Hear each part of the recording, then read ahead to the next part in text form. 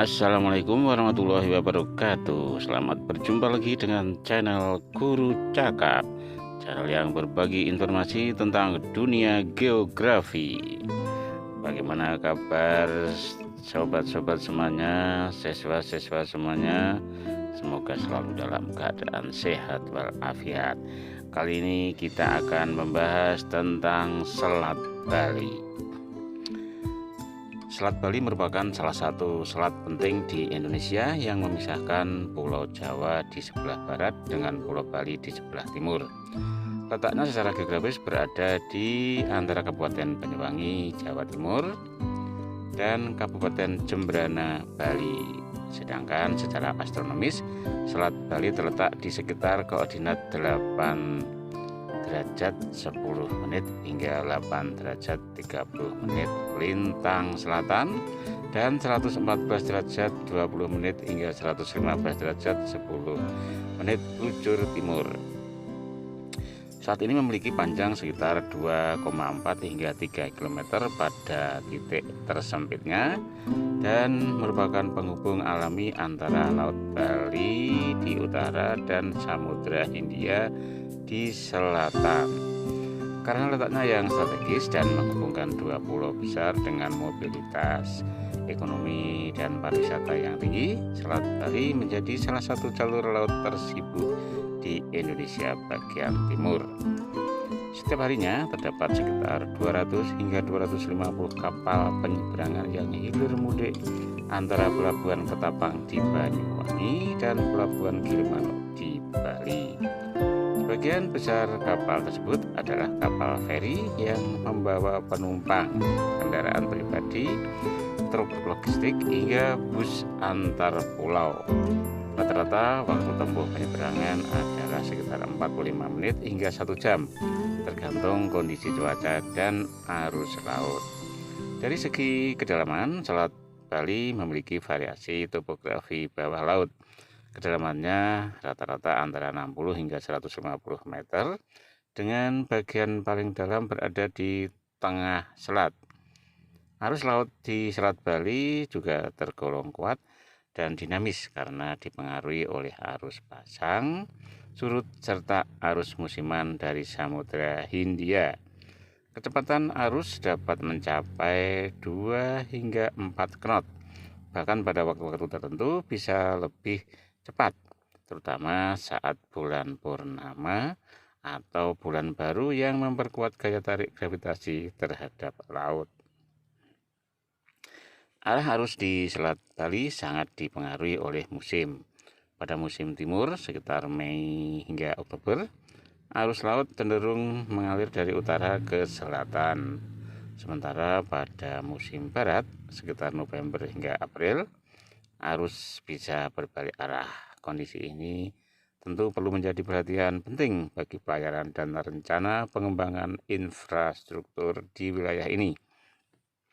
Salah satu wacana besar yang telah beberapa kali mencuat adalah pembangunan jembatan penghubung Jawa Bali yang akan melintasi Selat Bali. Proyek ini sering disebut sebagai Jembatan Selat Bali yang digagas untuk mempercepat konektivitas antar wilayah, mengurangi ketergantungan terhadap kapal feri, serta meningkatkan efisiensi waktu dan biaya distribusi barang serta mobilitas manusia. Dengan membangun jembatan, kendaraan pribadi dan truk logistik bisa langsung melintas darat tanpa harus antri lama di pelabuhan. Hal ini tentu akan memberikan dampak besar bagi ekonomi, khususnya di sektor pariwisata Bali dan perdagangan antara wilayah di Jawa Timur dan Bali. Namun, pembangunan jembatan ini tidaklah mudah. Ada banyak faktor yang harus dipertimbangkan, mulai dari kondisi geologi dasar laut, kekuatan arus, serta status kawasan konservasi dan budaya di wilayah sekitar. Selain itu, wilayah ini juga rawan gempa dan berada dekat dengan zona subduksi aktif yang membuatnya menjadi tantangan besar secara teknis dan struktural. Selain aspek teknis, ada juga pertimbangan sosiokultural di Bali. Karena bagi sebagian masyarakat Bali, Keterpisahan pulau mereka dari daratan utama memiliki nilai spiritual yang penting. Meski begitu, secara teknis pembangunan jembatan di atas Selat Bali sangat mungkin dilakukan, terlebih dengan kemajuan teknologi konstruksi modern. Sebagai perbandingan, beberapa negara telah berhasil membangun jembatan panjang dan kompleks seperti jembatan Orsun di Eropa atau jembatan Suramadu di Indonesia yang menghubungkan Surabaya dan Pulau Madura. Jika direalisasikan, jembatan Selat Bali diperkirakan akan memiliki panjang antara 6 hingga 7 km, menyesuaikan dengan lokasi titik tumpuan dan kedalaman laut. Dalam jangka panjang, jembatan ini bisa menjadi bagian dari jaringan jalan nasional atau bahkan jalan tol Trans Jawa Bali yang akan meningkatkan daya saing wilayah, mendukung pemerataan pembangunan, serta membuka peluang baru dalam sektor transportasi darat lintas pulau. Sebagai kesimpulan, Selat Bali bukan hanya sekadar batas perairan antara dua pulau besar, tapi juga merupakan simpul penting dalam peta logistik dan mobilitas Indonesia. Dengan segala potensinya, baik dari segi lalu lintas laut, kedalaman, arus, dan posisi geografisnya, Selat Bali menyimpan peluang besar untuk pembangunan jembatan yang bisa menjadi tonggak penting dalam sejarah konektivitas Nusantara. Ya, demikian ya sobat-sobat semuanya, siswa-siswa semuanya, ulasan kita tentang Selat Bali dan juga potensinya apabila akan dibangun jembatan ya yang menghubungkan kedua pulau, yaitu Pulau Jawa dan Pulau Bali.